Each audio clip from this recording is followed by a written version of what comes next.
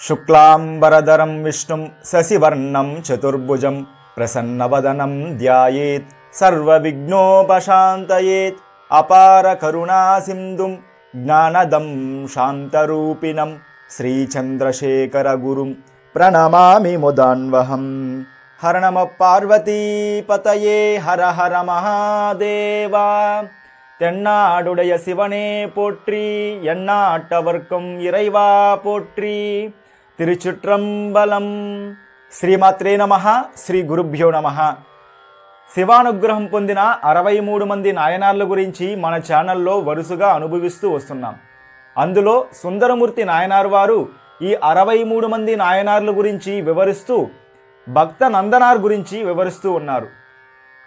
ఈ భక్త నందనార్ వారు తమిళనాడులో తిరు ఆదనూర్ అనే గ్రామంలో పుట్టారు. ఈయన ఏ కులంలో పుట్టారు అంటే, ఆవులన్నీ చనిపోయిన తర్వాత ఆ ఆవులను తీసుకెళ్ళి వాటి చర్మాలను ఒలిచి డప్పులు తయారు చేసి అమ్ముకుని జీవించే కులంలో పుట్టారు. అంటే హరిజనులు. హరిజనులు అంటే అదేదో తప్పు పదమని కాదు. హరిజనులు అంటే ఏంటి అంటే హరి యొక్క జనులు అని అర్థం. దానిని మనం తప్పుగా భావించకూడదు. అటువంటి హరిజన కులంలో పుట్టినవారు ఈ భక్త నందనారు వారు. వీరు ప్రతిరోజు కూడా ఏం చేసేవారు అంటే, అపారమైనటువంటి శివభక్తి. పక్కనే ఉన్నటువంటి శ్మశానంలో వెళ్ళి అక్కడున్న చితాభస్మాన్ని ఒళ్ళంతా పూసుకొని రుద్రాక్షలు ధరించి నిరంతరము కూడా శివనామాన్ని జపిస్తూ ఉండేవారు. పక్కన ఉండేవారందరూ కూడా ఎగతాళి చేసేవాడు.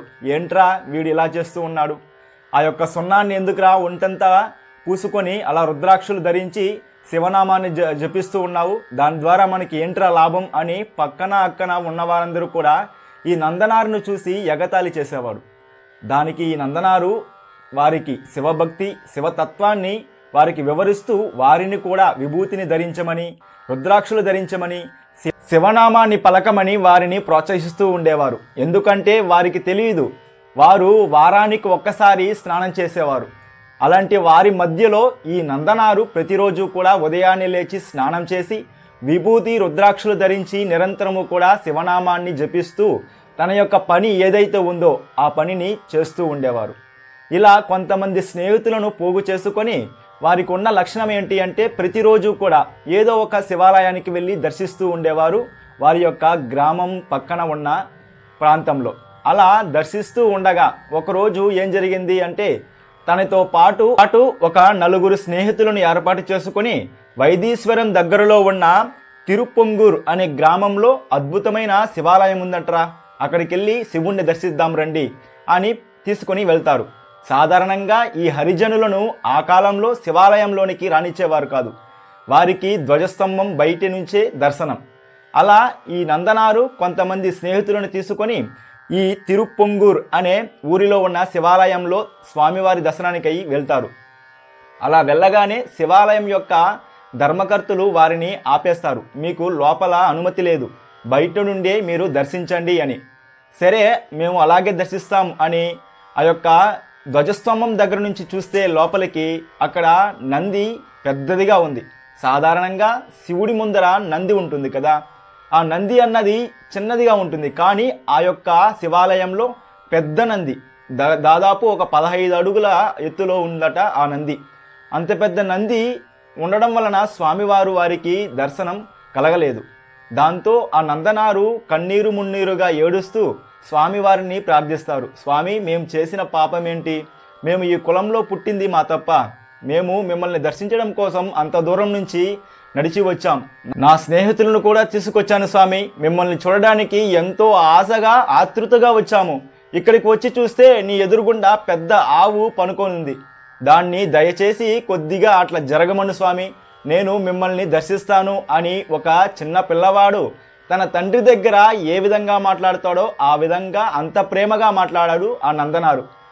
స్వామివారు ఆ యొక్క ప్రేమకు, ఆ యొక్క భక్తికి ఆ నందీశ్వరుడి దగ్గర, నాన్న నంది, నా యొక్క భక్తుడు నా యొక్క దర్శనానికి బయట నిలబడి ఉన్నాడు, నీవు కొద్దిగా అలా ఒరుగు, ఒక అడుగు కొద్దిగా జరుగు అని అనగానే నందీశ్వరుడు కొద్దిగా ఒక అడుగు అలా కొద్దిగా వాలినట్టు కొద్దిగా జరిగాడు. అలా జరగగానే ఆ నందనారుకు లోపల ఉన్నటువంటి స్వామివారు జ్యోతి రూపంతో దర్శనమిచ్చారు.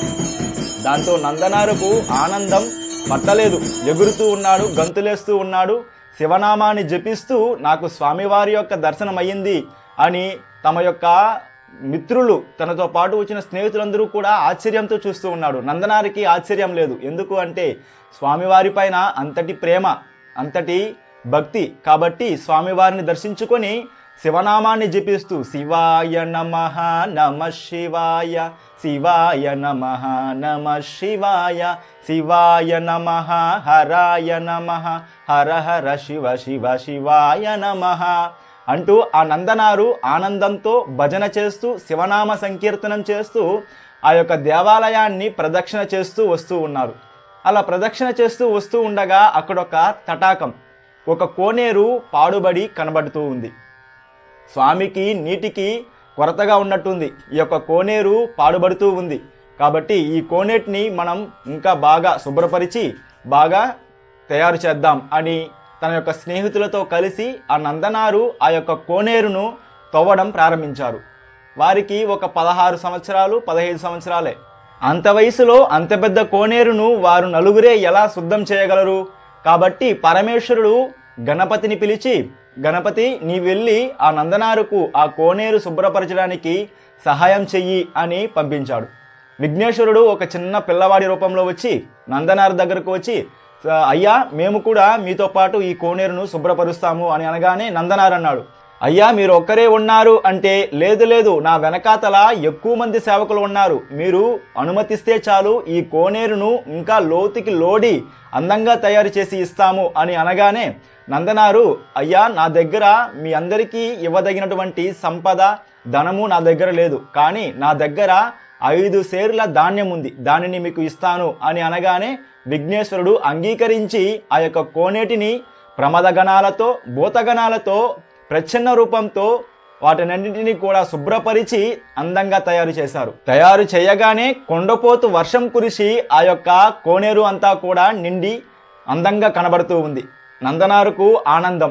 ఇక నందనారు చెప్పినట్లే ఆ యొక్క సేవకుడు విఘ్నేశ్వరుడు రూపంలో ఉన్నటువంటి ఆ పిల్లవాడికి 5 సేరుల ధాన్యాన్ని ఇస్తాడు. ఆ విఘ్నేశ్వరుడు ఆ ధాన్యాన్ని తీసుకొని తిన్నగా పరమేశ్వరుడి యొక్క పాదాల దగ్గర పెడతాడు. పరమేశ్వరుడు చూస్తాడు, ఏంటిది అని. నాన్న నేను సంపాదించినటువంటి ధాన్యం ఆ యొక్క కోనేరును తవ్వి. ఇక ఎందుకు అలా సమర్పించాడు అంటే, ఒక పిల్లవాడు తాను పనికి వెళ్ళి ఉద్యోగం చేసి మొదటి జీతం తన తండ్రి దగ్గరే ఇస్తారు కదా, అలా విఘ్నేశ్వరుడు తాను కష్టపడి సంపాదించినటువంటి ధాన్యం తెచ్చి పరమేశ్వరుడి యొక్క పాదాల దగ్గర పెట్టగానే పరమేశ్వరుడు ఆ ధాన్యాన్ని చూసి, ఇది నా పరమ భక్తుడు ఇచ్చినటువంటి బహుమతి, కాబట్టి దీనిని నా పాదాల దగ్గర కాదు నా నెత్తిన పెట్టుకుంటాను అని ఆ ధాన్యాన్ని తీసి తన యొక్క జటాజూటం పైన పెట్టుకున్నాడు. అలా పెట్టుకోగానే ఆ ధాన్యానికి గంగాజలం తగులుతూ ఉంది, ఆ ధాన్యము మొలకలెత్తుతూ ఉంది. ఇలా ఉంచండి, ఈ కథ మళ్ళీ కొనసాగుతుంది. ఇక నందనారు పెరిగి పెద్దవాడవుతూ ఉన్నాడు. అలా పెద్దవాడైన తరువాత ఒక భూస్వామి దగ్గర పనిచేస్తూ ఉన్నాడు ఈ నందనారు. తాను ఏ పని చేస్తూ ఉన్నా నిరంతరము కూడా శివనామాన్ని జపిస్తూ ఉండేవారు. ఒక అలవాటు ఉండేది, తాను శివాలయానికి వెళ్ళి శివ కథలను వింటూ ఉంటారు. అలా వింటూ ఉండగా ఒక శివభక్తుడు శివ కథను చెబుతూ ఇలా అంటూ ఉంటాడు, కాశీలో మరణిస్తే మోక్షం, తిరువారూరులో జన్మిస్తే మోక్షం, అరుణాచలాన్ని స్మరిస్తే మోక్షం, చిదంబరంకెళ్ళి చిదంబరం నటరాజస్వామిని దర్శిస్తే మోక్షం అని అంటారు. అలా అనగానే ఈ నందనారుకు చిదంబరం అన్న నామం చెవిలో పడగానే ఆ చిదంబరేశ్వరుణ్ణి నటరాజస్వామిని నేను దర్శించాలన్న ఆతృత ఆశ హృదయంలో కలిగింది. దాంతో ఎట్లాగైనా మనం చిదంబరం వెళ్ళి నటరాజస్వామి వారిని దర్శించాలి అన్న భావన పెంచి పెద్ద చేశాడు. తాను పనిచేస్తున్న యజమాని దగ్గర అనుమతి అడిగాడు, అయ్యా నాకు 3 రోజులు సెలవు కావాలి, నేను చిదంబరం వెళ్ళి స్వామివారిని దర్శించుకొని వస్తాను అని అనగానే ఆ యజమాని అంటాడు, మీరు ఏ కులంలో పుట్టారా, మీకు చిదంబర దర్శనమా? మాలాంటోళ్ళు వెళ్ళాలి చిదంబరం, మీలాంటి హరిజనులు ఎందుకురా వెళ్ళాలి చిదంబరం, మీకు అక్కడ వెళ్ళడానికి అనుమతి లేదు, మీరు వెళ్ళకూడదు అని వారించాడు. ఆ కాలంలో అలా మాట్లాడేవారు అలాంటి హరిజనుల్ని. హరిజనులు అంటే నేను ముందుగానే చెప్పాను, హరి యొక్క జనులు, అది తప్పైన పదం కాదు. అలా అనగానే నందనారుకు చాలా బాధేసింది. అవును స్వామి, అవును కరెక్టే, నేను ఇలాంటి కులంలో పుట్టింది నా తప్పే, నాకు ఆ చిదంబరేశ్వరుడి దర్శనం కలగదేమో ఈ జన్మలో అని బాధపడుతూ అలా తన మనసుకు సర్ది చెప్పినా కూడా తాను మాత్రం చిదంబరం ఎలాగైనా వెళ్ళిపోవాలి, స్వామిని ఎలాగైనా చూడాలన్న ఆతృత ఆశ పెరుగుతూనే ఉంది. ఇక ప్రతిరోజు కూడా ఆ యజమాని దగ్గరికి వెళ్ళి, అయ్యా ఒక్కరోజు నాకు సెలవు ఇవ్వండి, నేను వెళ్ళి చిదంబరేశ్వరుని దర్శించుకొని వచ్చేస్తాను అని అనగానే ఆ యజమాని ఇతని యొక్క భక్తిని చూసి ఇతను ఇక మానుకోడు, ఇలాగే అడుగుతూ ఉంటాడు అని తన యొక్క పొలంలో ఎక్కువ పనులు చెబుతూ ఉండేవారు. అరే ఈ పనులన్నీ చేసేసి రేపు తెల్లారితో వెళ్ళిపో అని అనేవాడు. ఇక నందనారుకు ఆనందంతో రేపు చిదంబరం వెళ్ళిపోతాను అని గబగబా పొలానికి వెళ్ళి యజమాని చెప్పినటువంటి పనులన్నీ కూడా చేసేసి మళ్ళీ మరుసటి రోజు తెల్లవారున వచ్చి, అయ్యా చిదంబరం వెళ్ళి వస్తాను స్వామి అని అనగానే, లేదురా ఈరోజు కొద్దిగా పని ఉంది పొలంలో, ఆ పనులన్నీ చేసేసి రేపు తెల్లారితో వెళ్ళిపో అని అంటారు. ఇక సరే నేను రేపు వెళ్ళిపోతాను అనేసి ఈరోజు పోయేసి ఆ యొక్క పొలంలో ఉన్నటువంటి అన్ని పనులన్నీ కూడా చేస్తూ ఉండేవారు. ఇలా కొన్ని సంవత్సరాల తరబడి ఇలా రేపు వెళ్ళిపోతాను చిదంబరం రేపు వెళ్ళిపోతాను అని పొలంలో కాయా కష్టం చేసేవాడు. ఆఖరకు ఆయన పేరు నందనారు మరిచిపోయి లోకం తిరునాల పోవార్ అని పిలిచారు. తమిళంలో తిరునాల పోవార్ అంటే నాలై పోవార్ అంటే రేపు పోతాడు అని అర్థం. మర్యాద కోసం తిరునాల పోవార్ అన్న పేరే వచ్చేసింది ఆయనకు. అంటే ఎన్ని సంవత్సరాలుగా యజమాని ఆ యొక్క నందనారును కష్టపడ్డాడు అన్నది మనకు తెలుస్తూ ఉంది. ఎవరిని అడిగినా ఏరా రేపు పోతావా అని అంటే, అవును రేపు చిదంబరం వెళ్ళిపోతాను అని అనేవాడు. అలా రేపు అంటూ కొన్ని సంవత్సరాల తరబడి అలా వేచి ఉన్నాడు. ఇక నందనారుకు ఆ యొక్క విరహం తట్టుకోలేకపోతున్నాడు. నేను ఎలాగైనా చిదంబరం వెళ్ళిపోవాలి రేపు అని యజమాని దగ్గరికి వెళ్ళి, అయ్యా రేపు తెల్లారితో మాత్రం చిదంబరం వెళ్ళిపోతాను అని అనగానే యజమాని, సరేరా నువ్వు వెళ్దువు కానీ ఒక్క పని మాత్రం చేసేయి, నువ్వు వెళ్ళవచ్చు అని అనుమతినిచ్చాడు. సరే స్వామి ఏం పని చేయాలి అని అనగానే, మనకున్న 40 ఎకరాల భూమి ఉంది కదా, ఆ 40 ఎకరాలలో ధాన్యాన్ని వేసేయి, నీరు పట్టేయి, పంట పండుతుంది, ఆ పంటను కోసేయి, ఆ పంటను కోసి బస్తాలకెత్తి తీసుకొచ్చి మన యొక్క ఇంటి దగ్గర దింపేసి నువ్వు చిదంబరం వెళ్ళిపో అని అన్నాడు. ఆ చిదంబరం వెళ్ళిపో అన్నది మాత్రం తన యొక్క చెవిలో పడి, ఇక నేను చిదంబరం వెళ్ళిపోతాను అని గబగబా పొలానికి వెళ్తాడు. పొలానికి వెళ్ళి 40 ఎకరాలను తానొక్కడే దున్నడం ప్రారంభిస్తాడు. దున్నతాడా, తనొక్కడే ఎలా అంతటి భూమిని దున్ని పండిస్తాడు. అలా దున్నుతూ బాధపడుతూ ఉన్నాడు. అయ్యా స్వామి చిదంబరేశ్వర నటరాజ స్వామి, నేను నీ యొక్క దర్శనాన్ని చేసుకోలేకపోతున్నాను, నాకు ఈ జన్మలో నాకు నీ దర్శనం కలగదేమో, నేను ఇలాంటి కులంలో పుట్టాను కాబట్టి నేను ఇంతటి కష్టపడుతూ ఉన్నారు, అందరూ నీ దగ్గరకు వచ్చి దర్శిస్తూ ఉన్నారు, నేను దర్శించలేకపోతున్నాను అని దున్నుతూ అలా స్పృహ కోల్పోయి పొలంలోనే పడిపోతాడు. పడిపోవగానే ఇక పార్వతీ పరమేశ్వరులు చూడలేకుండా ఏం చేశాడు అంటే, నందనారు విఘ్నేశ్వరుడికి ఇచ్చినటువంటి ధాన్యం ఉంది కదా, ఆ ధాన్యం బాగా మొలకెత్తింది. ఎందుకని, గంగాజలం పడుతూ ఉంది, పరమేశ్వరుడు ఆ ధాన్యాన్ని నెత్తిపైన పెట్టుకున్నాడు కాబట్టి. అలా మొలకెత్తిన ధాన్యాన్ని పరమేశ్వరుడు ఒక గుడ్డ తీసుకొని తలకు బాగా కట్టుకొని ఇక దిగి వచ్చి ఆ పొలంలో విత్తనాలన్నీ కూడా చల్లేసి నీరు పట్టేసి ఎంతలో పండాలి పంట పరమేశ్వరుడే వచ్చి దున్నుతూ ఉన్నాడు. ప్రమదగణాలతో ఆ యొక్క భూతగణాలతో నందీశ్వరుడితో అమ్మ పార్వతీదేవి కూడా దిగి వచ్చేసింది పొలం పని చేయడానికి. అలా ఒక్క క్షణంలో పంట పండేసింది. ఇక పంటను కోసేశాడు విఘ్నేశ్వరుడు, బస్తాలు కట్టేశాడు. ఇక బసవయ్య ఆ యొక్క నందీశ్వరుడు ఆ బస్తాలన్నీ కూడా తీసుకెళ్లి ఇంటి దగ్గర దింపేశాడు. దింపేయగానే ఆ యజమాని చూసి ఆశ్చర్యపోయాడు. నందనారు సాధారణమైనటువంటి భక్తుడు కాదు, ఆ యొక్క చిదంబరేశ్వరుడే ఈ యొక్క నందనారు యొక్క దర్శనానికి వేచి ఉన్నాడు అని గబగబా నందనారు దగ్గరకు పరిగెత్తుకుంటూ వెళ్ళి పొలంలో పడిపోయి ఉన్నటువంటి నందనారును తట్టి లేపి, అయ్యా నన్ను క్షమించండి అని కాళ్ళను పట్టుకున్నాడు యజమాని. నందనారు గబాని కాళ్ళను తీసుకుని, అయ్యా మీరు అలా నా కాళ్ళను పట్టుకోకూడదు, ఇప్పటికైనా నాకు అనుమతినివ్వండి, నేను చిదంబరానికి వెళ్ళి స్వామిని దర్శించుకుంటాను అని అనగానే ఆయన అన్నాడు, మిమ్మల్ని దర్శించుకోవడానికి ఆ చిదంబరేశ్వరుడే వేచి ఉన్నాడు అయ్యా, నేను మిమ్మల్ని కష్టపెట్టాను, నన్ను క్షమించండి, మీరు దర్జాగా వెళ్ళండి చిదంబరం అని అనుమతినిచ్చాడు.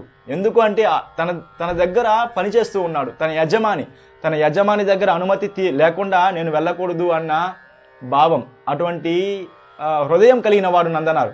అలా యజమాని దగ్గర అనుమతి పొందగానే ఇక పరుగున చిదంబరం వెళ్ళిపోతాడు నందనారు. చిదంబరం వెళ్ళిపోతే కూడా చిదంబరం యొక్క ఊరిలోకి ప్రవేశించడు. నేను ఒక హరిజన కులంలో పుట్టిన వాడిని. నేను ఎలా ఈ చిదంబర క్షేత్రంలో కాళ్ళు తీసి పెట్టను, నేను ఎలా ఈ చిదంబర క్షేత్రంలో నేను నడవను అని లోపల బాధ. స్వామి, నేను ఇంతటి కులంలో, ఇలాంటి కింది స్థాయి కులంలో పుట్టాను, నాకు నీ యొక్క దర్శనం కలుగుతుందా? నువ్వు ఉన్న క్షేత్రంలో నేను కాళ్ళు తీసి ఎలా పెట్టను అని ఆ యొక్క ఊరు, చిదంబర క్షేత్రం యొక్క ఊరి చుట్టూ కొన్ని రోజుల పాటు, కొన్ని రాత్రుల పాటు ప్రదక్షిణం చేస్తూ లోపలికి రాకుండానే ఉంటున్నాడు ఆ నందనారు. ఎందుకని? తన యొక్క మనసులో ఒక భావం, నేను హరిజనుడిగా పుట్టాను, నేను ఒక తక్కువ స్థాయి కులంలో పుట్టాను, అందరూ బ్రాహ్మణ కులంలో, మంచి ఉన్నత స్థాయి కులంలో పుట్టిన వారందరూ కూడా స్వామిని దర్శించుకుంటూ ఉన్నారు. నాకు స్వామివారి దర్శనం కలుగుతుందా? నేను ఒక హరిజనుణ్ణి, నేను అసలు వెళ్ళవచ్చా ఆ యొక్క చిదంబర క్షేత్రంలోనికి అన్న భావం లోపల ఎక్కువగా ఉంది. ఎందుకు అంటే ఆ యజమాని చెప్పాడు కదా, నీకెందుకురా చిదంబర క్షేత్రం దర్శనం, మేము వెళ్ళాలి చిదంబరానికి, నీలాంటి హరిజనులు వెళ్ళకూడదురా అని చెప్పాడు కదా. అలా ఎంతోమంది చెప్పేవారు శివాలయానికి వెళ్ళినప్పుడంతా, మీకెందుకురా శివాలయంలో దర్శనం, బయట వెళ్ళండి రా అనేసి తిట్టేవారు. ఆ యొక్క భావన లోపల ఉండిపోయింది.